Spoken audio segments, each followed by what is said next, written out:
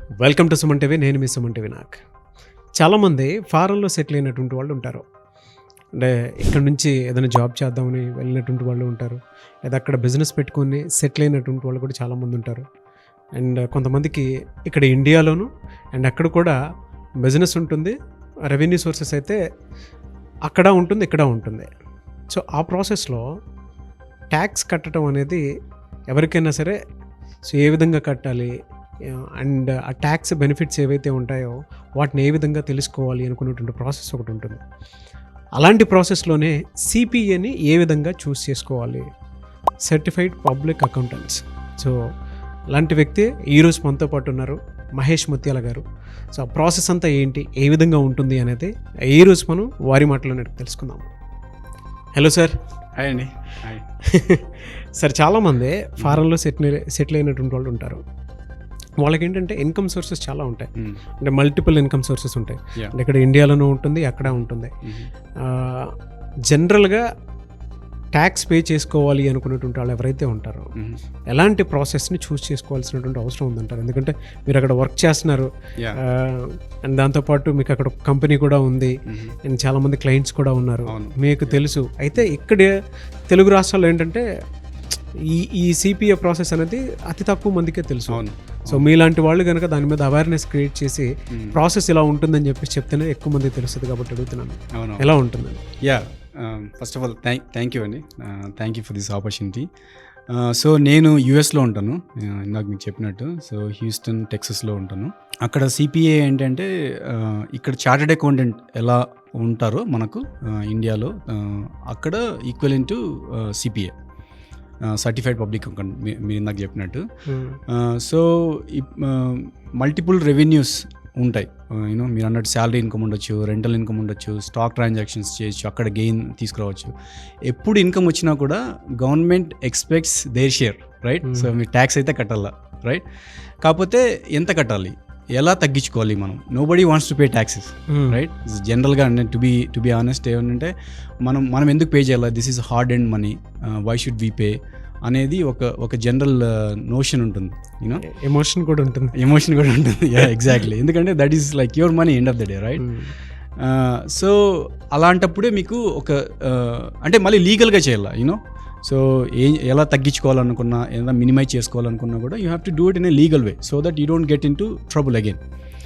అలాంటప్పుడు మీకు ఒక సిపిఏ అనే వాళ్ళు అవసరం అవుతారు. ఇక్కడైతే చార్టెడ్ అకౌంటెంట్ ఉంటారు, మనకు అక్కడ యూఎస్లో అయితే ఏంటంటే సర్టిఫైడ్ పబ్లిక్ అకౌంటెంట్స్. బికాస్ ఇప్పుడు నేను ఐఎమ్ సిపిఏ, మేమేంటంటే day in and day out మేము అదే చేస్తాం. You know we read taxes, we study taxes, tax loss ఎలా, గవర్నమెంట్ రూల్స్ ఏం చెప్తున్నాయి, అవన్నీ మేము, అంటే that's our job, like that's our interest, passion.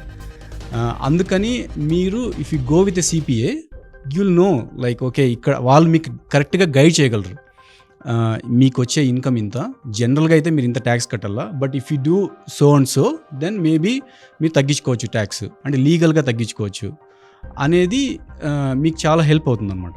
So ఇంకొక ఎక్కడ అవసరం అవుతుంది సిపిఎస్ అంటే, ఇప్పుడు చాలామంది అక్కడ మన ఎన్ఆర్ఐస్ ఉంటారు, యూనో, వాళ్ళకి ఇక్కడ ఇన్వెస్ట్ చేసి ఉంటారు వాళ్ళు, రైట్? అప్రిషియేషన్ వచ్చి ఉంటుంది, ఇన్వెస్ట్ చేసిన ప్రాపర్టీస్ కానీ, లేకుంటే బ్యాంక్లో ఎఫ్డీస్ ఉంటాయి, వాళ్ళకి ఇంట్రెస్ట్ ఇన్కమ్ ఉంటుంది.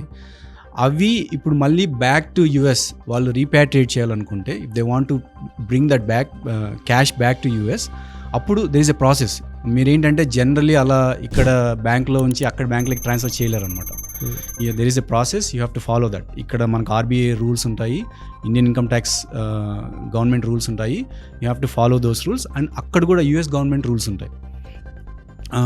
ఫర్ ఎగ్జాంపుల్ ఇప్పుడు మీకు ఇక్కడ ఒక 5 years బ్యాక్ నేను ఒక ల్యాండ్ కొన్నాను, right? So I invested like 50 lakhs.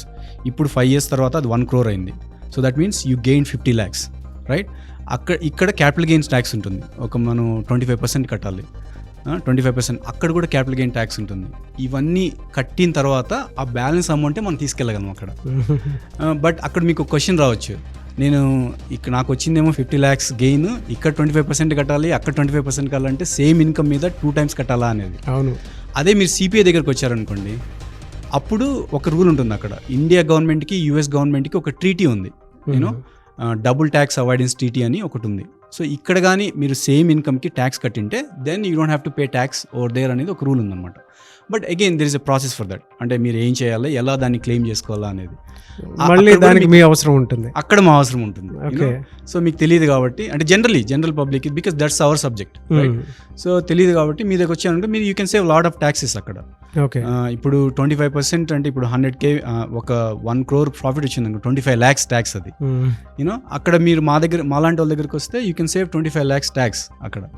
ఇంకోటి ఏంటంటే ఇక్కడ నుంచి అంటే other scenario way CPS can be useful అంటే అక్కడ నుంచి ఇక్కడ చాలామంది ఇప్పుడు 10 years 15 years అలా అయిపోయింది, అందరూ వెళ్ళి అక్కడే సెటిల్ అయిపోతున్నారు, కిడ్స్ ఉన్నారు అక్కడే, రైట్. ఇక్కడ పేరెంట్స్ ఇప్పుడు ఏమో ఓల్డ్ అయిపోతున్నారు, అందరూ ఓల్డ్ అయిపోయినప్పుడు వాళ్ళ ప్రాపర్టీస్ ఉంటాయి, ఆ ప్రాపర్టీస్ వాళ్ళకి ఇచ్చేయాలనుకుంటున్నారు, కిడ్స్కి ట్రాన్స్ఫర్ చేయాలనుకుంటున్నారు, రైట్. మీ పేరు మీద రాసేస్తారు. అప్పుడు కూడా then there is a tax component involved. So ఎలా చేయాలా, అలా మీ పేరు మీద రాపించుకున్నప్పుడు అక్కడ మీరు ఎలా రిపోర్ట్ చేయాలి అనే అప్పుడు కూడా సిపిఎస్ అవసరం అనమాట. సో ఇవన్నీ చాలా కాంప్లికేటెడ్ రూల్స్. సో మీరు కానీ ఒక సిపిఐ దగ్గరికి వెళ్ళి ఇది సిచ్యువేషన్ ఇలా ఉంది అని చెప్తే మీకు డౌన్ ద లైన్ చాలా అమౌంట్ సేవ్ అవుతుంది అన్నమాట, ట్యాక్సెస్. సో ఎంతవరకు సేవ్ అవుతుందండి, అంటే ఆన్ యావరేజ్ చూసుకుంటే ఎంతవరకు సేవ్ చేసుకోవచ్చు అంటారు? మామూలుగా అడుగుతున్నా, ఒక్కొక్క రఫ్ అమౌంట్ ఉంటుంది. సో మామూలుగా ఇప్పుడు మీరు అక్కడ మినిమం అయితే ఒక 100K శాలరీ ఉంటుందండి సాఫ్ట్వేర్ ఇంజనీర్స్ ఎవరన్నా కూడా. సో 100K అంటే అరౌండ్ 80 lakhs ఉంటుంది పర్ యానం, రైట్. శాలరీ ఉన్నప్పుడు దాంట్లో ఒక 30% ట్యాక్స్ అనుకోండి, అంటే ఒక 24 lakhs ఉంటుంది. 80 lakhsకి ట్యాక్స్ 24 lakhs ఉంటుంది అక్కడ ఇన్కమ్ ఉంటే.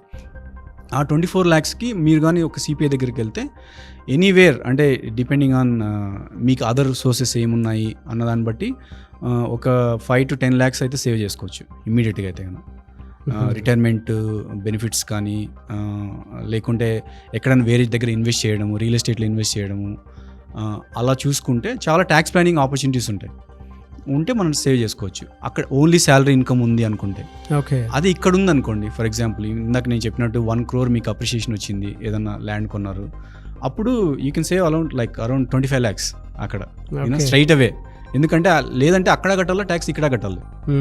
If you follow a proper procedure, CPI దగ్గరికి వచ్చి ఏంటి రిక్వైర్మెంట్ అదంతా మీరు కంప్లై చేయగలిగితే you can save 25 lakhs easily. Great sir. ఈ ప్రాసెస్ అంతా, ఇప్పుడు మీరు చెప్పిన ప్రాసెస్ అంతా అర్థం చేసుకున్నటువంటి వాళ్ళు వెంటనే మిమ్మల్ని అప్రోచ్ అవ్వాలి అనుకున్నటువంటి వాళ్ళు ఉంటారు. మిమ్మల్ని అప్రోచ్ అవ్వాలంటే ప్రాసెస్ ఏంటి, సర్వీసెస్ ఏ విధంగా ఇస్తారు వాళ్ళకి? మీరు అంటే నా వెబ్సైట్ కూడా ఉందండి. నా వెబ్సైట్ వచ్చేసి cpamahesh.com, సేమ్ నా పేరే ఉంది. దాంట్లో you'll get all the information that you need. ఇప్పుడు నా కాంటాక్ట్ ఇన్ఫర్మేషన్ కూడా ఉంది స్క్రీన్లో.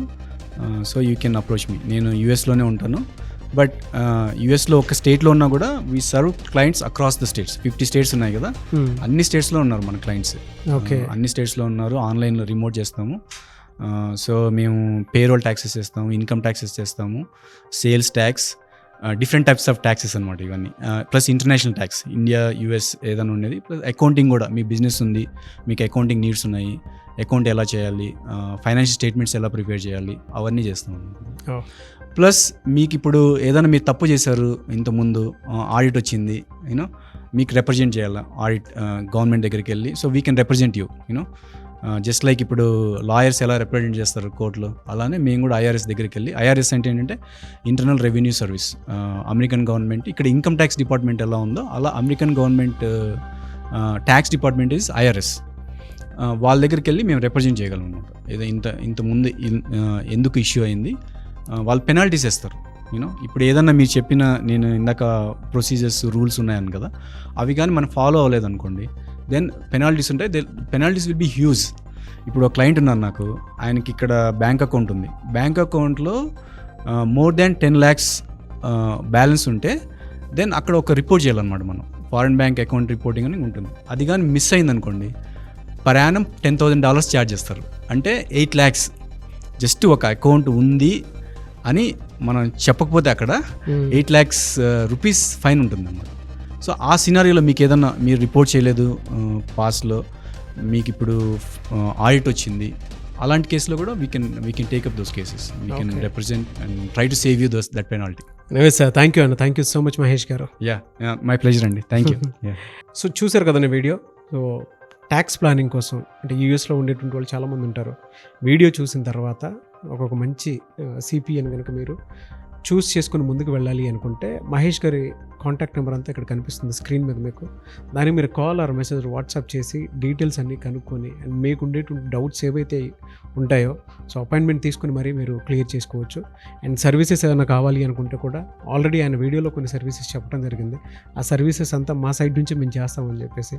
అండ్ ఆయన యూఎస్లో అవైలబిలిటీ ఉంటారు. The same time from anywhere మీరు కనుక అప్రోచ్ అవ్వాలి అనుకుంటే స్క్రీన్ మీద కనిపిస్తున్న నెంబర్ సంప్రదిస్తే ఆన్లైన్లో కూడా మీకు అవైలబిలిటీ ఉంటారు. ఈ వీడియో లైక్ చేయండి, షేర్ మాత్రం తప్పకుండా చేయండి. ఇలాంటి మరిన్ని వీడియోస్ కోసం మా ఛానల్ ఫాలో అవ్వండి. Thank you.